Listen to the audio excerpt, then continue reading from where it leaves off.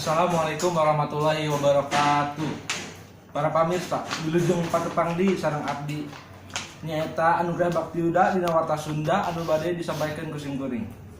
Musim hujan tahun ieu tos dimimitian ti awal bulan Januari oge ku pamarentah di masing-masing daerahna. Contohna pemerintah Kota Bogor nu aya di Provinsi Jawa Barat tos ngawanti-wanti ka wargana sangkan salawasna waspada tina musim hujan anu bisa menyebabkan bencana alam.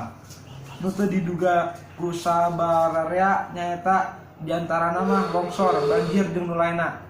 Bupati Bogor oge tos mere amanat sakum warga anu padumukanana di sisir gawir jeung di sisi wahangan kudu leuwih hati-hati tina bahaya longsor jeung banjir anu sering ngancam penduduk di sakitar daerah eta.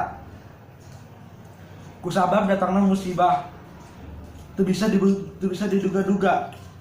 Kusabab datangna ti Allah, ti taun ka taun pemerintah geus ngalaksanakeun tareka sangkan musibah banjir jeung longsor dina usum hujan ieu teu karadepan warga. Sakitu wae warta ti abdi nu tiasa disangkakeun wilujeng patepang deui dina warta nu lainna.